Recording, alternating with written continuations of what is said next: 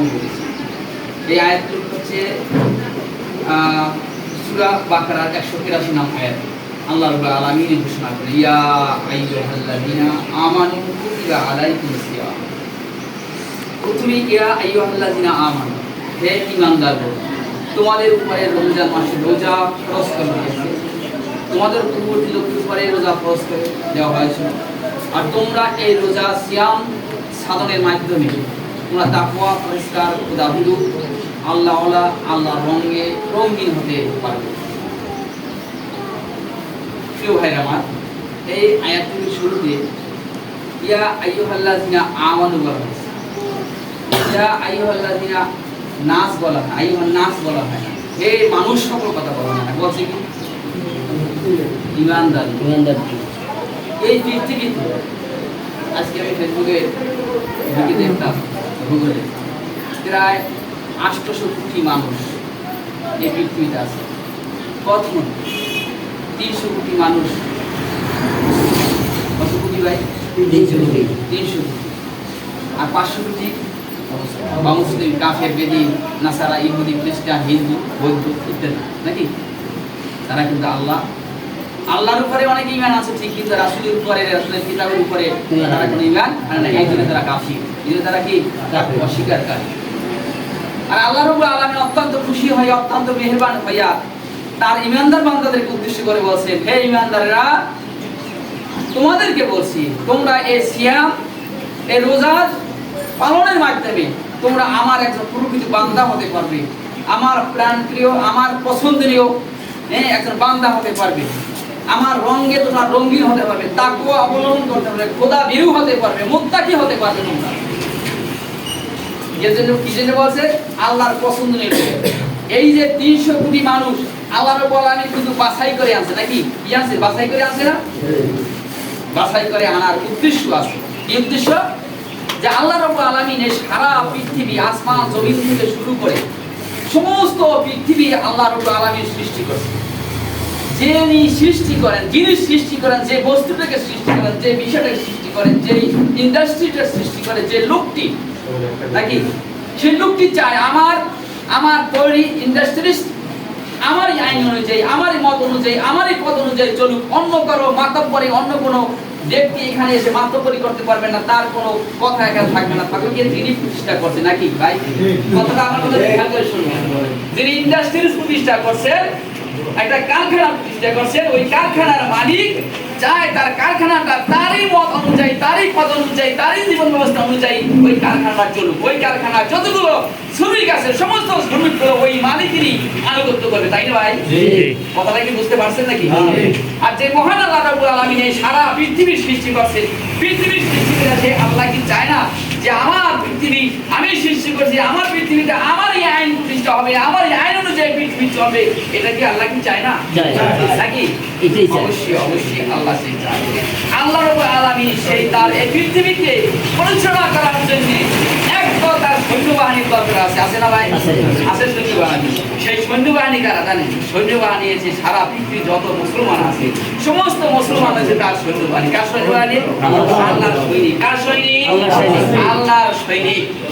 এই জন্যই আল্লাহর সৈনিকদের বলছে যে বাংলাদেশ, একটা দেশের বাংলাদেশ, এই বাংলাদেশটাকে পরিচালনা করার জন্য যে সরকারই আসুক, এই সরকার দেশের অভ্যন্তরীণ গোলযোগ নিরসন করে শান্তি প্রতিষ্ঠা করার জন্য এবং বহির্রাষ্ট্র থেকে এই দেশকে রক্ষা করার জন্য এবং সরকারের সংবিধান এই বাংলাদেশের প্রতিষ্ঠা করার জন্য।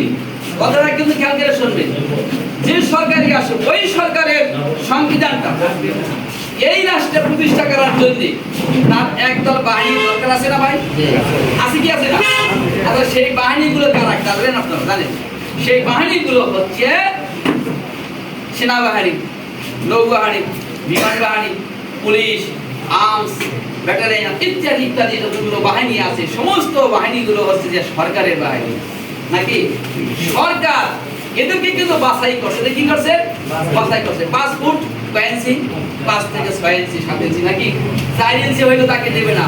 তাকে মাপ দিয়ে ওয়াল বডি টেস্ট করে, পরীক্ষা নিরীক্ষা করে, তারপর তাকে সেনাবাহিনীতে যোগ দিয়েছে।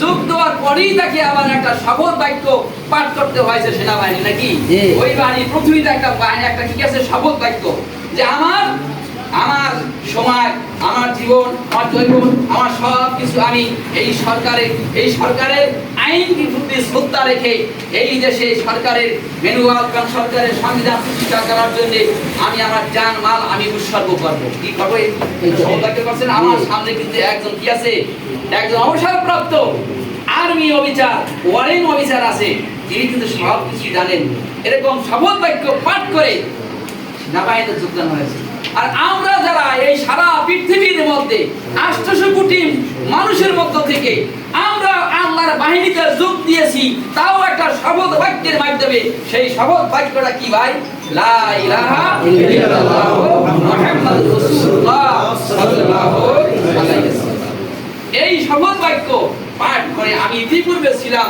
নাউজুবিল্লাহ আমি ইতিপূর্বে ছিলাম অন্য ধর্মের আল্লাহকে বিশ্বাস করতাম না রবিকে বিশ্বাস করতাম না সব কিছু ওই আমার এক ভাই বলেছে যে ইসলামের মধ্যে ঢুকতে হলে কালেমা পড়তে হলে এই মগজ থেকে যত প্রকার কুফরি মতবাদ আছে কুফরি চিন্তা চেতনা আছে সব কিছু মূলোৎপাটন করে দিয়ে সব কিছু ফেলে দিয়ে জেরে মুছে ফেলে দিয়ে একমাত্র আল্লাহ রাসূলের উপরে পরকালের উপরে ঈমান আনতে হবে এই ক্ষেত্রে ঈমান আনার ক্ষেত্রে যদি কোনো কুফরি কোনো চিন্তা চেতনা তার মগজের ভিতরে ঢুকে থাকে 100 ভাগের ভিতরে যদি 5% কুফরি চিন্তা তার মগজের মধ্যে ঢুকে থাকে তাহলে ওই লোকটি যে পরিপূর্ণ মুসলিম হতে বুঝতে পেরেছি আমি মনে হয় তাহলে কি করতে হবে 100% কুফরি মতবাদকে ত্যাগ করে কোরআন এবং হাদিস বা আল্লাহ এবং রাসূলের উপরে আমাদের কি আনতে হবে ঈমান আনতে হবে ইনশাআল্লাহ আমরা এই কাজটা করতে পেরেছি না আমরা সবাই ঈমান এনেছি নাকি কার উপরে ঈমান এনেছি আমরা সবাই কার সৈনিক আমরা সবাই আল্লাহর সৈনিক আমরা সবাই রাসূলের সৈনিক আমরা সবাই রাসূল সেনা কি সেনা রাসূল সেনা কিন্তু অত্যন্ত দুঃখে অত্যন্ত পরিতাপের বিষয় হচ্ছে আমরা ঈমান আনার পরেও মুসলমান দাবি করার পরেও আমার বাবা মুসলমান মা মুসলমান জ্ঞাতি গোষ্ঠী মুসলমান আত্মীয় স্বজন সব মুসলমান তারপরেও আমি সেই কি করলাম আমি বলি স্লোগান দেই আমরা সবাই মুজিব সেনা নাউজুবিল্লাহ মিন যালিক আমরা সবাই মুজিব সেনা এই কথা ঘোষণা দেওয়ার সাথে সাথে ওই মুসলমান থেকে তিনি খারিজ হয়ে গেল তার মুসলমানের তো রইল না যদি কেউ বলে আমরা সবাই জিয়ার সৈনিক নাউজুবিল্লাহ জিয়ার সৈনিক বলার সাথে সাথে তার ঈমান হারিয়ে গেল ঈমান চলে গেল তার ঈমান তার রইল না ঈমান থাকতে হলে বলতে হবে আমরা সবাই রাসূলের সৈনিক আমরা সবাই আল্লাহর সৈনিক আমরা সবাই কোরআনের সৈনিক এই কথা ঠিক আছে না ঠিক আছে তো আমরা এই স্লোগানে থাকবো তো ইনশাআল্লাহ আমরা কার সৈনিক আল্লাহর সৈনিক আমরা কার সৈনিক রাসূলের সৈনিক আমরা কার সৈনিক কোরআনের সৈনিক আল্লাহ আমাদের সকলকে কবুল করুন আমিন এখন মহান আল্লাহ রাব্বুল আলামিন তার সৈনিকদেরকে ট্রেনিং দেওয়ার জন্য বাংলাদেশ সরকার যেমন তার সেনাবাহিনীদেরকে ট্রেনিং দেওয়ার জন্য সেনাবাহিনীতে যোগ দেওয়ার পরেই পুরো 1 বছর তাদেরকে ট্রেনিং দেয় 1 বছর কি দেয় ট্রেনিং দেয় ট্রেনিং দিয়েই ছেড়ে দেওয়া হয় না এরপর আবার প্রতিদিন আবার ট্রেনিং আছে নির্দিষ্ট সময় অ্যাসেম্বলিতে তখন ভিউ গেলে ডাক দেওয়া হয় অ্যাসেম্বলিতে আসার জন্য এগুলোর ডাক শোনার সাথে সাথে তার ওই সৈনিক যদি সে ওয়াশরুমেও থাকে বাথরুমেও থাকে সেখান থেকে তাড়াতাড়ি বের হয়ে ইউনিফর্ম পরে তিনি বের হয়ে অ্যাসেম্বলিতে গিয়ে যোগদান করে ঠিক না ভাই দেরি হয়ে গেলেই কিন্তু তার উপরে শাস্তি এসে যায় নাকি এইভাবে তাকে ট্রেনিং দেওয়া হয় ঠিক আল্লাহ রাব্বুল আলামিন তার জমিনে আর আকিমুদ্দিন দ্বীন প্রতিষ্ঠার জন্য কোরআনী সংবিধান প্রতিষ্ঠা করার জন্য একদল বাহিনী সেই বাহিনী হচ্ছে আমরা মুসলিম আমাদের মুসলিমদেরকে ট্রেনিং দেওয়ার জন্য দৈনিক 5 বার মসজিদে আযান দেওয়া হয় আযান দেয় না আর মুসল্লি কেরাম যারা নামাজ প্রেমিক যারা তারা অতি তাড়াতাড়ি উজু করে মসজিদে চলে আসে তাকবীর তুলে ধরার জন্য নাকি তাকবীর তোলার জন্য দৈনিক কয়বার 5 বার এরপরও আরো উন্নত মানের ট্রেনিং দেওয়ার জন্য, আল্লাহর রঙে রঙিন হওয়ার জন্য, তাকওয়া অবলম্বন করার জন্য আল্লাহ রাব্বুল আলামিন 12টি মাসের মধ্যে 8টি মাস এই তার সৈনিকদের উপরে ট্রেনিং হিসেবে ফরজ করে দিয়েছেন। সেইটা হচ্ছে কি রমজান মাসের রোজা। এই রোজার মাধ্যমে একজন তাকওয়া, একজন খোদাভীরু অর্জন করতে পারে নাকি। আমাকে কাগজ দিয়েছে, আমি অনেক কথা ছিল কিন্তু বলতে পারলাম না, যেটা আমি সংক্ষিপ্ত বলছি। আমরা সবাই আল্লাহর সৈনিক। আমরা কার সবাই আল্লাহর সৈনিক।